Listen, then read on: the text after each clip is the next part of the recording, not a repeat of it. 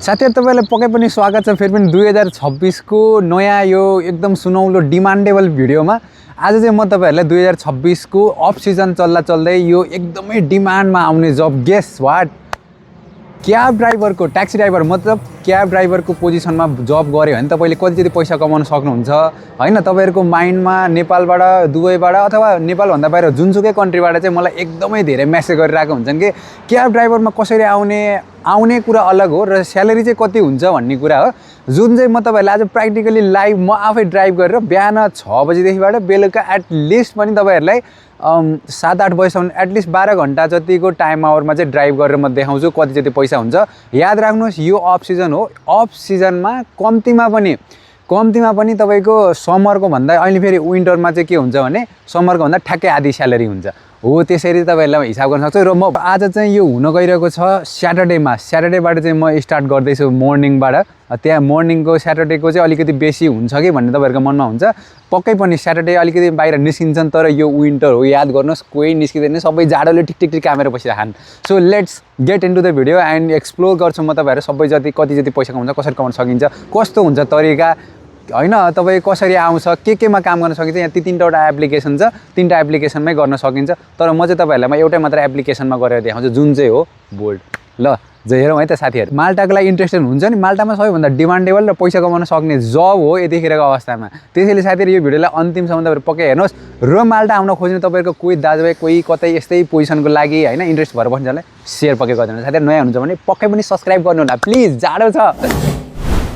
साथीहरु अब चाहिँ म ठ्याक्कै गाडीमा आइसकेँ हैन। अब चाहिँ म तपाईहरुलाई म यहाँ स्टार्ट गरेर लाइक कसरी आउँछ भन्ने कुरा पनि देखाउँछु, जुन चाहिँ म तपाईहरुलाई अब देखाइहाल्छु है त।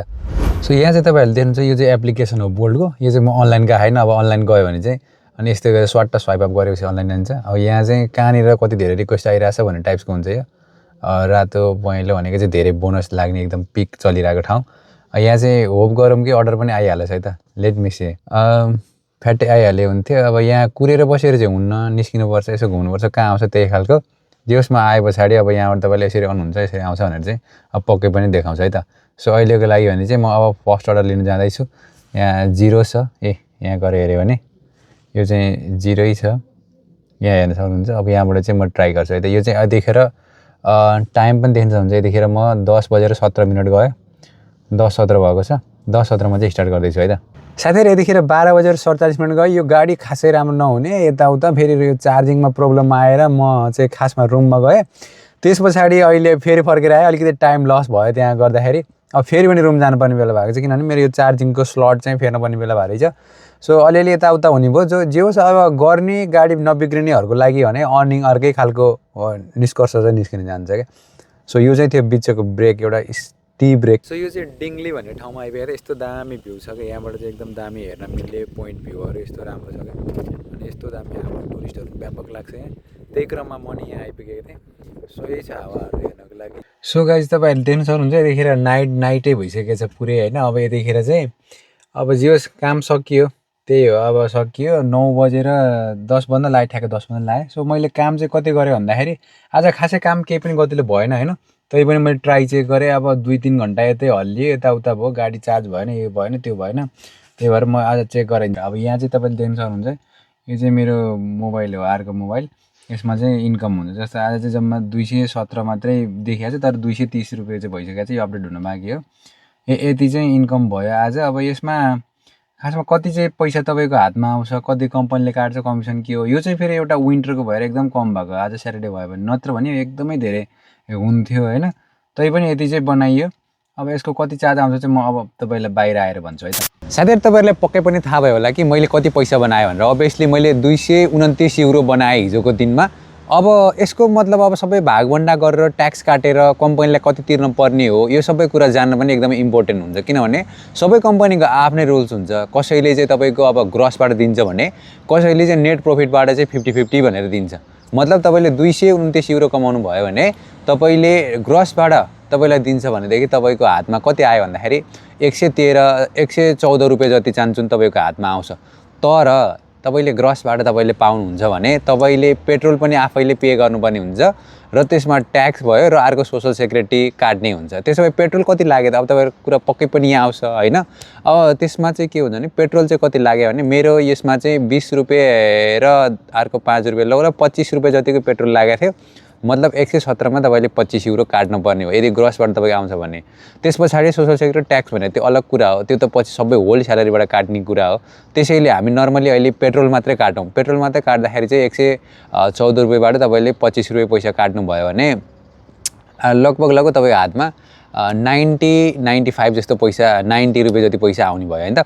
अनि 90 रुपियाँ आउने। अब एट द सेम टाइम तपाईँले अब नेट प्रफिटबाट गर्दाखेरि चाहिँ कति हुन्छ, नेट प्रफिट भनेको चाहिँ के हो भने तपाईँले कमाएको टोटल 230बाट चाहिँ तपाईँको 20% बोर्डले लैजान्छ। मतलब तपाईँको अब कति लाने भयो भने 44 रुपियाँ पैसा चाहिँ बोर्डले लाने भयो। अब 230बाट चाहिँ 44 रुपियाँ पैसा घटायो भने कति हुन्छ भनेदेखि 30 रुपियाँ त्यहाँ गयो, अर्को 14 रुपियाँ त्यहाँ घटायो भनेपछि 86 युरो। मतलब 186 युरो। 186 युरोको हाफ भयो। अब 186 को हाफ भनेको कति हो त फेरि लगभग त्यस्तै 90 रुपियाँ जति नै हातमा आउने भयो होइन।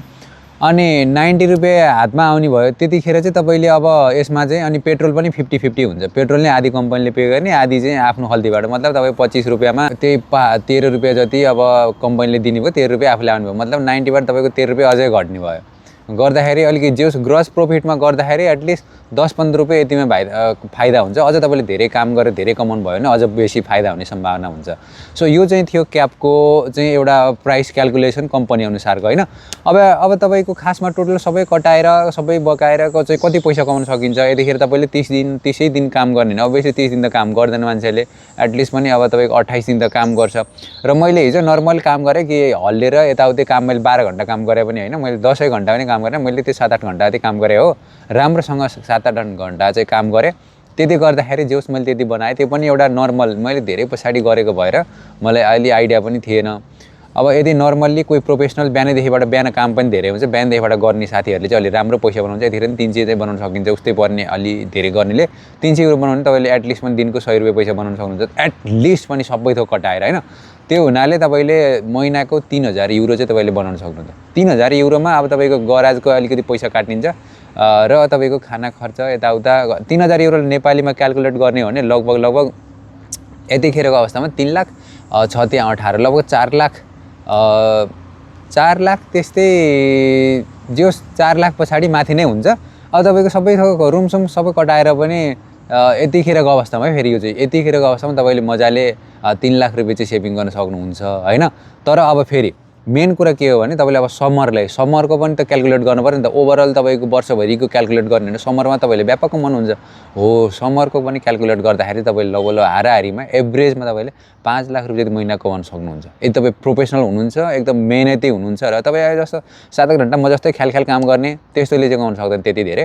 तर जेनरली जो 12 घन्टा खटेर काम गर्छ उनीहरूले चाहिँ राम्रो पैसा कमाउँछ, यसमा डाउटै छैन। एटलिस्ट पनि 5 लाख रुपियाँ पैसा कमाउँछ। साथीहरू तपाईँलाई यस्तै माल्टा सम्बन्धी अपडेटहरू चाहिन्छ र कुनै पनि तपाईँले डकुमेन्ट रिलेटेड कुनै पनि इस्यु छ भने पक्कै पनि हामीलाई सम्झिनु होला, मेसेज गर्नु होला। र जति पनि तपाईँ माल्टा सम्बन्धी अपडेट चाहिने साथीहरूले यो भिडियोलाई जति सक्दो सेयर गरेर अब फेरि म नयाँ एउटा लेडिजहरूको लागि पनि एउटा छुट्टै पोडकास्ट टाइप्सको र एउटा कुराकानी, राम्रो कुराकानी जोसँग एक्सपिरियन्स छ त्यो आधारमा कुराकानी गरेर माल्टा कसरी आउने होइन 26 मा र प्री डिपार्चर कोर्स। अब यस पछाडि चाहिँ म प्लानिङ गर्दैछु प्री डिपार्चर कोर्स तपाईँले कसरी गर्न सक्नुहुन्छ, के कुराहरू हुन्छ, के कुराहरू पढ्नुपर्छ भन्ने सम्पूर्ण जानकारीहरू तपाईँलाई म पोइन्ट वाइज बताउने छु। तपाईँसँग लागि भने छुट्टी दिनुहोस् र यो भिडियोलाई जति सक्दो सेयर गरेर हामीलाई सब्सक्राइब गर्न भने पक्कै नभुल्नु होला। साथीहरू तपाईँहरूलाई केही त्यस्तो छ भने कमेन्ट गर्न चाहिँ बिल्कुल नभुल्नु। आजको लागि यति नै। Thank you guys, by.